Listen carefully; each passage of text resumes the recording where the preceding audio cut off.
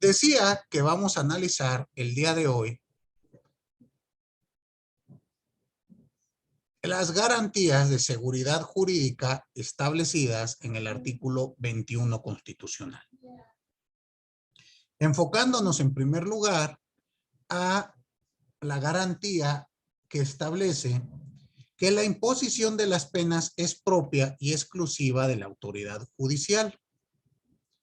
Por lo tanto, aquí hay que entender que cuando hablamos de penas, se refieren a penas de naturaleza penal, privación de la libertad, multas, etcétera, pero de aplicación del Código Penal. Y les decía que esta garantía hay que buscarla en diversos artículos del Código Fiscal de la Federación. Por favor, ayúdenme dándole lectura al artículo 70. ¿Quién lo tiene a la mano? Yo, profesor. Sí, Fernando. Artículo 70. La aplicación de las multas por infracciones a las disposiciones fiscales se hará independientemente de que se exija el pago de las contribuciones respectivas y sus demás accesorios, así como de las penas que impongan las autoridades judiciales cuando se incurra en responsabilidad penal. Aquí tenemos en este artículo 70 esta figura. A ver, una cosa es la multa administrativa, otra es la infracción o el crédito fiscal y otra es la pena que va a imponer la autoridad judicial. Ahí se refiere a la pena de naturaleza del Código Penal Federal. ¿Queda claro? O del propio Código Fiscal de la Federación en su apartado de delitos fiscales. Y entonces veamos que esto es diverso. Aquí viene el debate que hemos platicado en varias ocasiones anteriormente de si se está violentando la garantía de ne bis in idem, no dos veces sobre lo mismo. Esto, bueno, será motivo de análisis por varios autores. Algunos autores dicen que sí, otros dicen que no. Al respecto, les voy a enviar un conversatorio de este tema. Este es parte del conversatorio interamericano de derechos humanos, perdón, de derecho administrativo sancionador, en donde esta mesa en particular se tocó el principio ne bis in idem en el derecho administrativo. Ahí ustedes encontrarán las posturas de Colombia y de México. Van a ver qué dicen en Colombia, van a ver qué dicen los mexicanos, y en México verán que estamos también divididos, no sabemos si es A, no sabemos si es B, no sabemos si es C. ¿Estamos? La postura del que les habla es que hay violación al ne bis in idem. Yo soy partidario de que ne bis in idem debe de ser absoluto. No me castigues dos veces por el mismo hecho. Estado, decídete, penal o fiscal, no las dos. Pero bueno, ahí tienen ustedes, no recuerdo ahora cuánto tiempo dura esto, ahora les digo. Dura 2 horas con 10 minutos este debate, donde ustedes van a escuchar diversas posturas. ¿Estamos? Al respecto, pueden comentar en el propio video y esto, bueno, pues se los tomaré como participación. Ya ven que tiene una sección de comentarios, ahí pueden ir comentando. ¿Queda claro? Me interesa saber qué piensan ustedes, porque estamos viendo una garantía. Veamos otro artículo que nos habla de esta garantía de seguridad social, establecido en el artículo 92 del Código Fiscal de la Federación. ¿Quién me ayuda dándole lectura?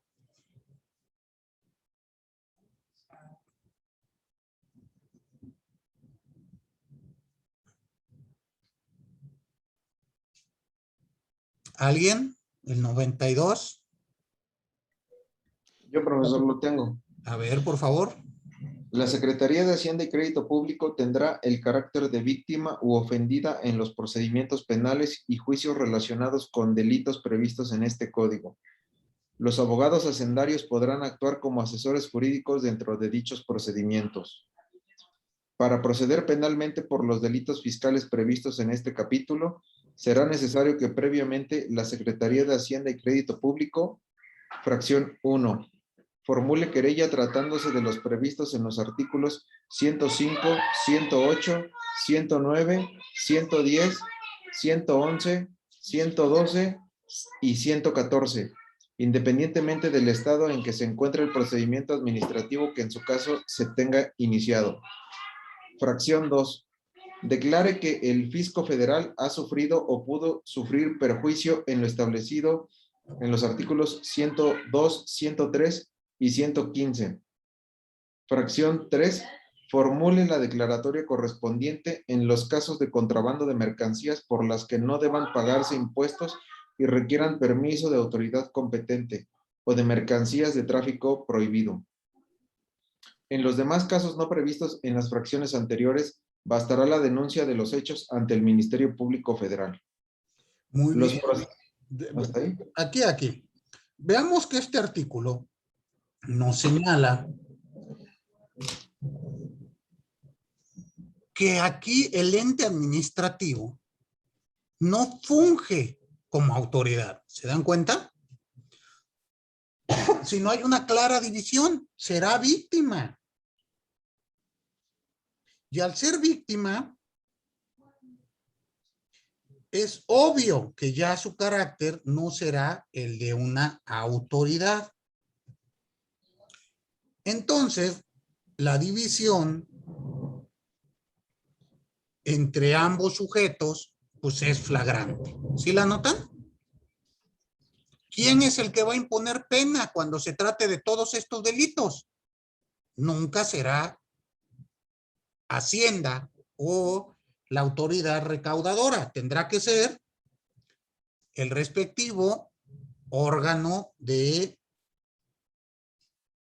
judicial. ¿Quedó claro? Y por último, leamos el artículo 115. ¿Quién me ayuda dándole lectura al 115? Ayúdenla, Fernando. ¿Quién más? Yo te lo leo. Ay. Sí, adelante. Ok. Se impondrá sanción de 3 meses a 6 años de prisión al que apodere de mercancías que se encuentren en recinto fiscal o fiscalizado. Si el valor de lo robado no excede de 59,040, cuando exceda, la sanción será de 3 a 9 años de prisión. La misma pena se impondrá a quien dolosamente destruya o deteriore dichas mercancías.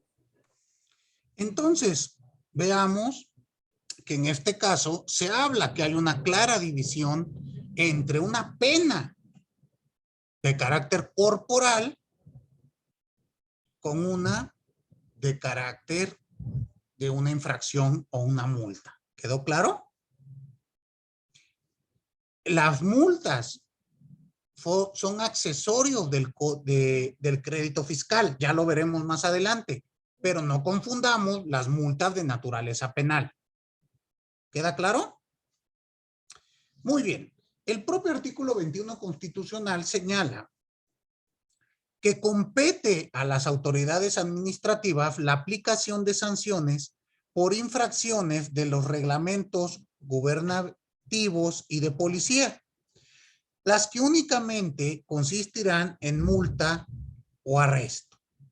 El arresto ustedes saben que podrá ser hasta por 36 horas.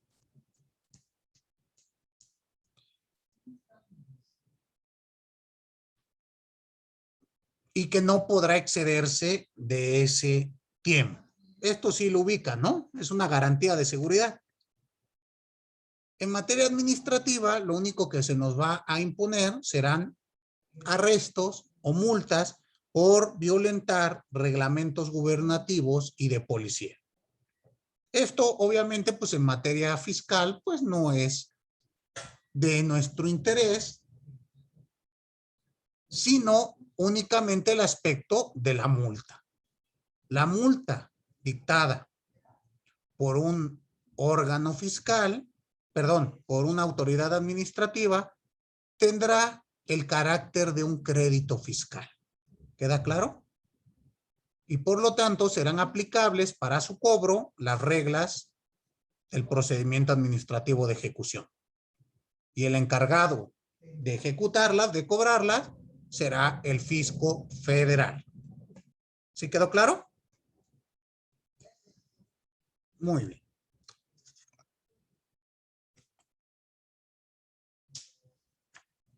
Ahora bien,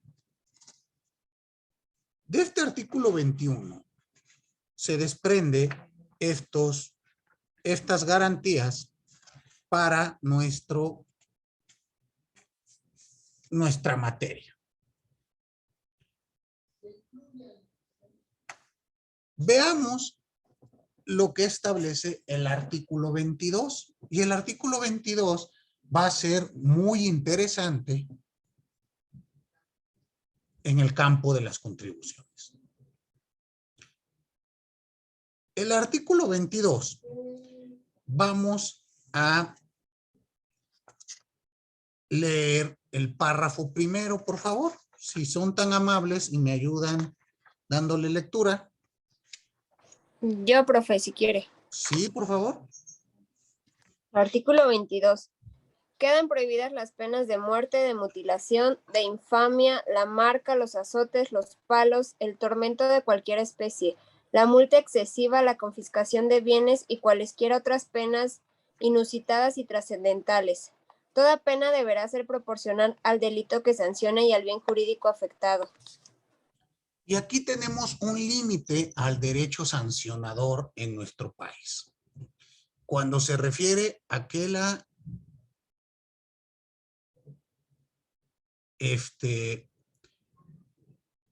la pena debe de ser proporcional. Dense cuenta que estamos viendo garantías de seguridad jurídica. Nosotros tenemos la seguridad de que no se nos van a aplicar penas inusitadas, trascendentales, azotes, pena de muerte y demás. Y por lo tanto, aquí vienen unos elementos muy interesantes. A ver, ustedes acaban de escuchar, leyeron que está prohibida la confiscación. ¿Quién de ustedes me puede definir qué es la confiscación?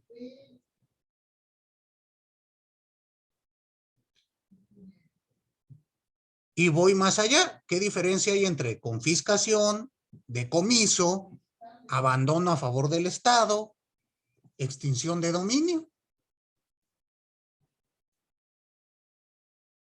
Porque todas estas son formas que tiene el Estado de adquirir la propiedad. ¿Alguno de ustedes sabe? ¿O qué es lo que prohíbe nuestra Constitución? La Constitución prohíbe la confiscación. ¿Están de acuerdo?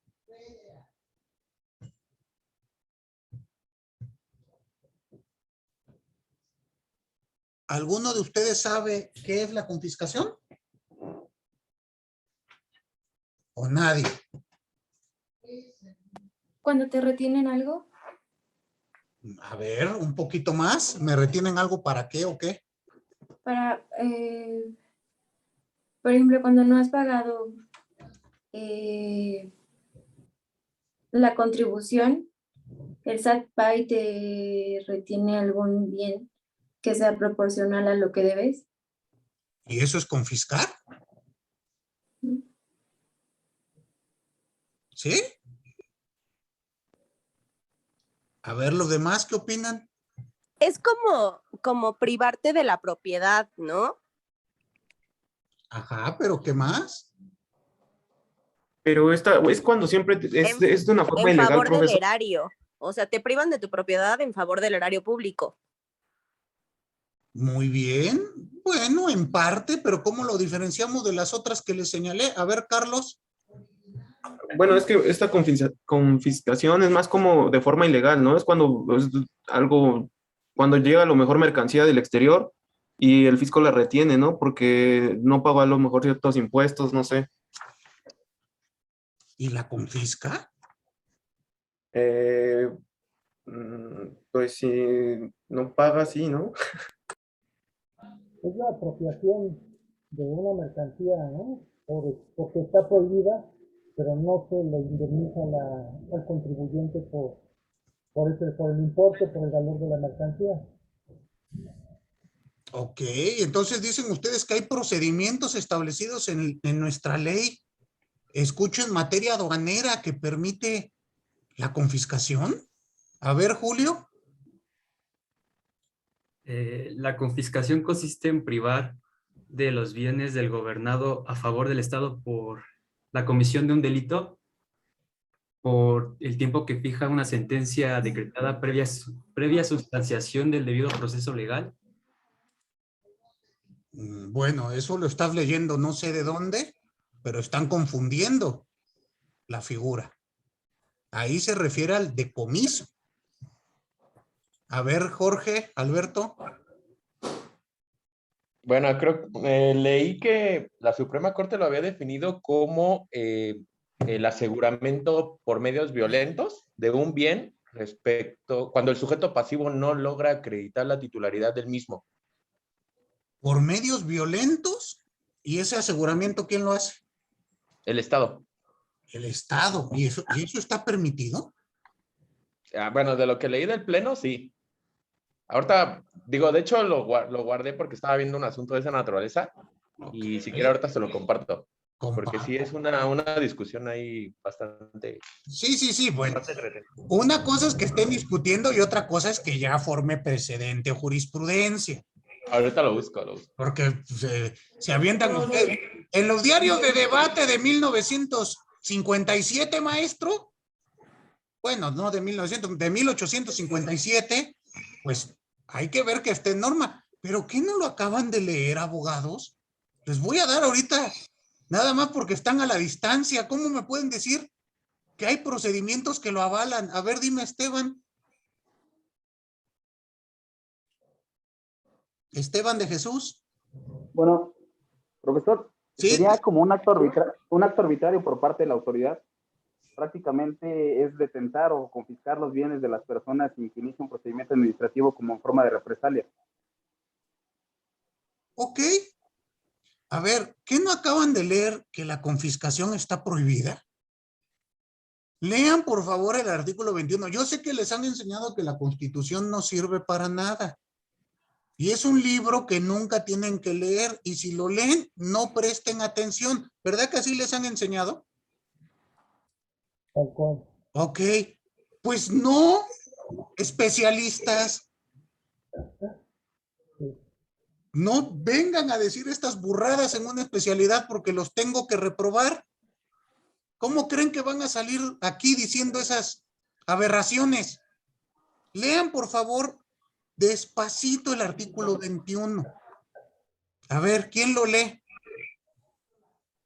No el 21, el primer párrafo del 22, perdón. Es el 22. El 22, ¿quién lo lee? Lo leo, maestra, si quiere. A ver, por favor, Álvaro. Dice, artículo 22, quedan prohibidas las penas de muerte, de mutilación, la infamia, la marca, los azotes, los palos, el tormento de cualquier especie, la multa excesiva, la confiscación de bienes y cualesquiera otras penas insuscitadas y trascendentales. Okay. Toda pena deberá ser proporcional al delito que se sancione y al bien jurídico afectado. A ver, Álvaro, tú que no eres abogado y no estás contaminado como todos estos, ¿qué entiendes tú de ese artículo? Queda prohibido confiscar bienes. Ok, queda prohibido confiscar.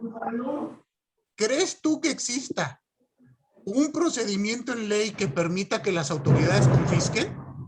No debería de existir como tal. Si el artículo dice que queda prohibido, pues no, yo diría que no existe. ¿Y si existe, será contrario a la Constitución? Sería inconstitucional, ¿no? Si existiera, sería inconstitucional. Exacto. Pues no, abogados, no hay procedimiento que permita la confiscación de bienes. Y ahorita me van a decir, sí, maestro, si interpretamos a contrario sensu por mayoría de razón, por analogía, ya se inventarán lo que quieran. No está permitido. Será otro tipo de procedimiento. ¿Estaremos hablando de abandono a favor del fisco? ¿Estaremos hablando de decomisos? ¿Estaremos hablando de secuestros? ¿U otra forma? ¿Estamos? La confiscación está prohibida. ¿Por qué?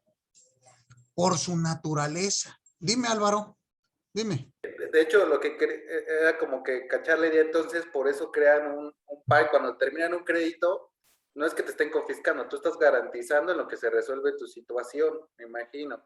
Por eso, no, todavía no te los voy a confiscar hasta que eso se utiliza para determinar en su caso si, lo que le debes al Estado, pero de ninguna manera. Pero los embargos precautorios, eso no significa que te los estén confiscando, que ya se hayan pasado a propiedad del Estado hasta que se concluya el procedimiento por el cual se creó. Exactamente. La confiscación es una forma en la que el Estado adquiere la propiedad de algún bien, propiedad del particular, sin contraprestación alguna, sin procedimiento legal. Y como alguno de ustedes señaló hace un momento, de manera arbitraria. ¿Queda claro? Todos los que ustedes me señalaron son procedimientos. Entonces no podrán ser confiscaciones. Lo que está prohibido es la confiscación. ¿Quedó claro? Y hago mi pregunta todavía más extensiva. ¿Cuál será la diferencia entre confiscación y expropiación? A ver, ¿quién me dice? Dime, Porque Iván. la expropiación es un... Espérame, es que levantó la mano Iván. Dígame. La expropiación es cuando el Estado se apropia de la propiedad privada o un bien inmueble, pero con razones de utilidad pública. Ajá, ¿y cuál es la diferencia con la confiscación? La confiscación es ilegal, no está fundamentado por un procedimiento. En cambio, la utilidad pública sí está justificada, puede ser algún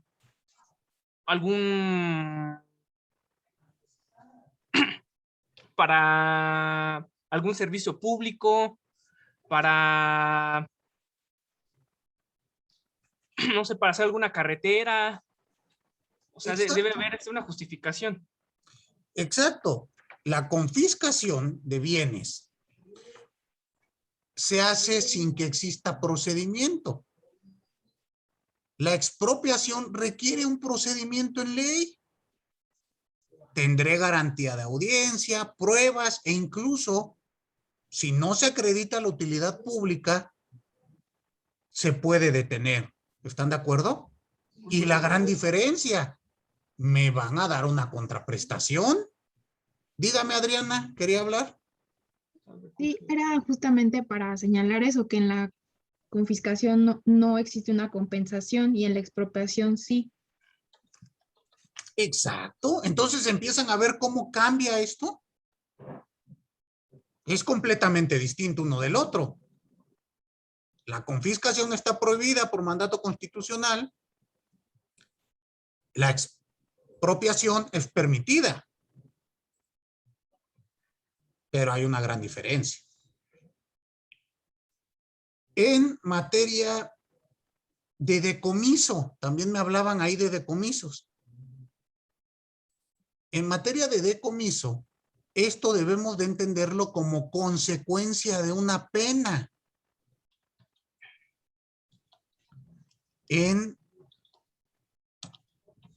materia, en un procedimiento penal. Y recae sobre instrumentos, objeto o producto del delito. Entonces, esto hay que entenderlo de ese modo.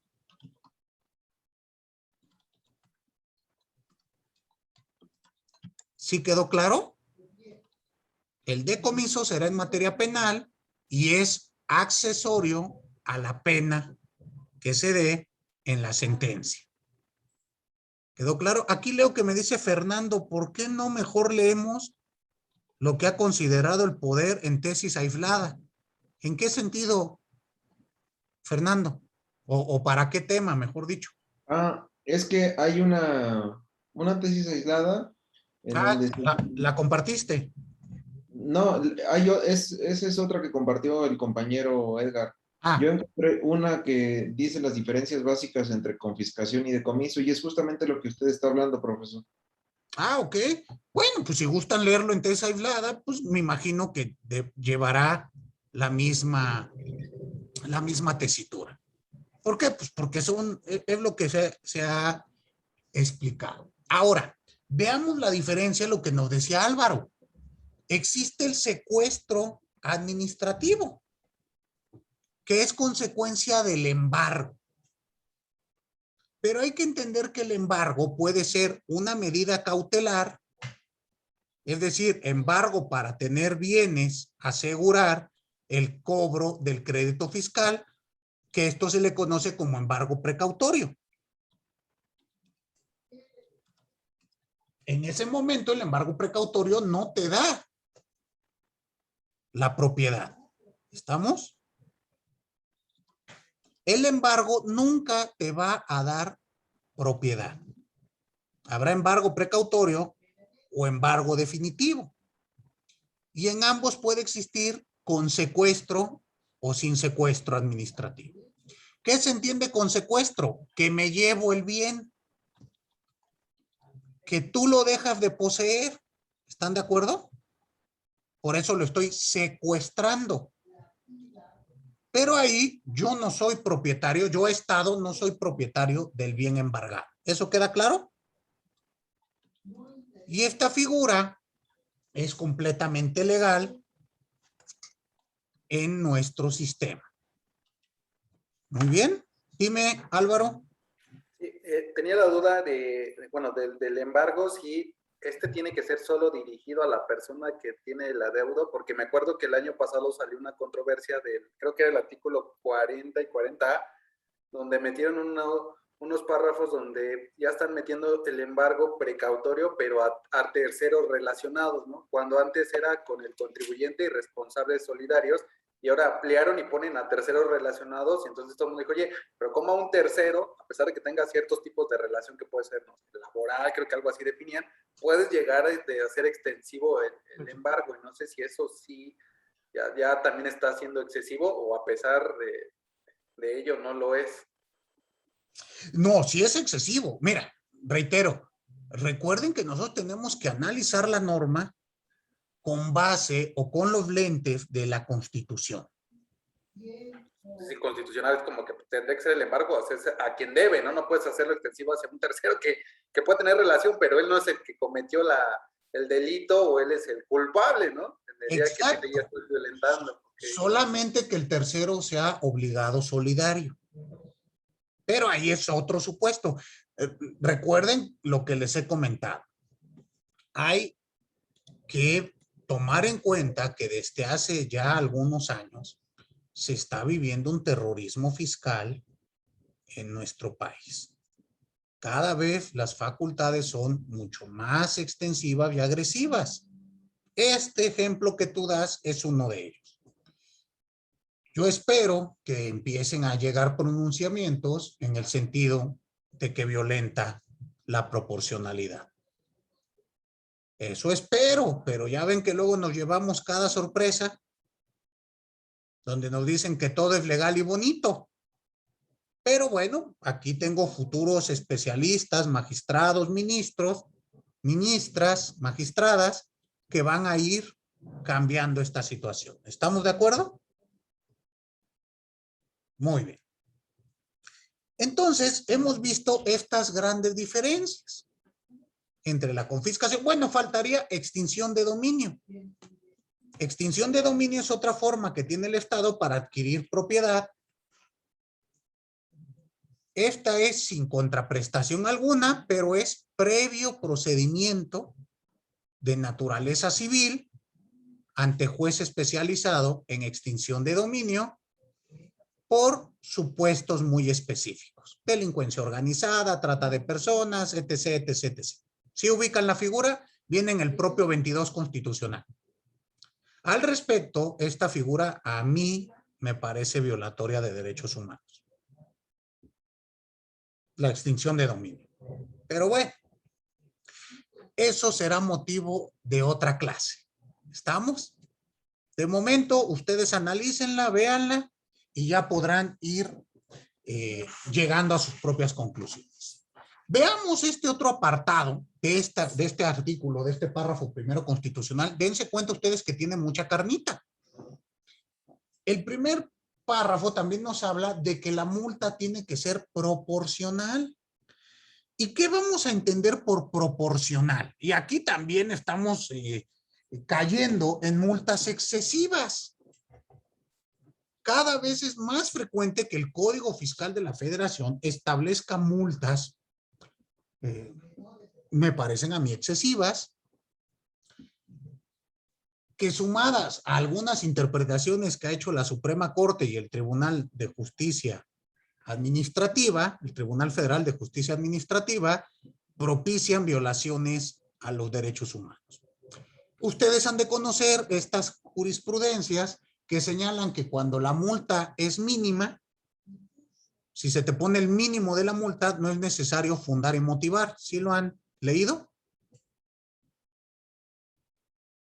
Cuando nuestra Constitución dice todo acto de molestia debe estar fundado y motivado. No dice si es el mínimo no hay problema, ¿o sí?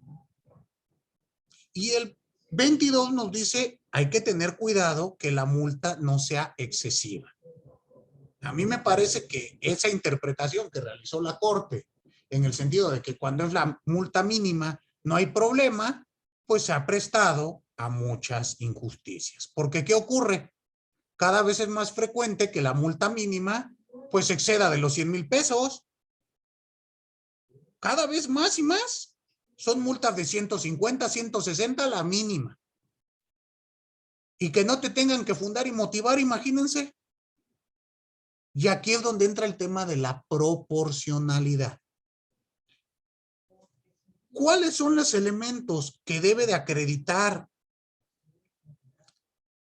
la autoridad al momento de tomar en cuenta la autoridad al momento de individualizar una multa?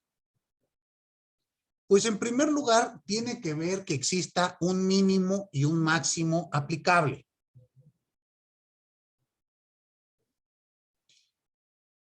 Y entre este mínimo y este máximo, la autoridad tiene la facultad discrecional de establecer la sanción. Para ello, debe de tomar en cuenta los siguientes elementos. El primero, la capacidad económica del infractor.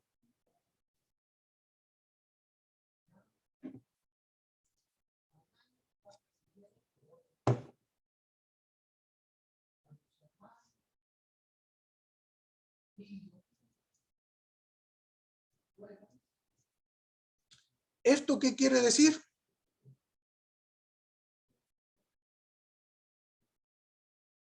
Que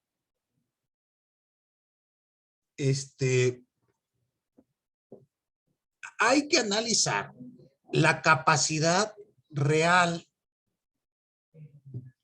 en el ámbito económico del infractor. ¿Cuánto gana? Para ver si este monto no resulta excesivo. Decía yo, una multa de 120,000 pesos, pues a lo mejor para Grupo Carso, pues es lo que traen en el cenicero del carro. Pero imagínense esa misma multa para una tiendita de la esquina. ¿Están de acuerdo que se puede volver excesiva para él? Entonces hay que tomar en cuenta este factor, la capacidad. El segundo elemento, la gravedad o levedad de la infracción.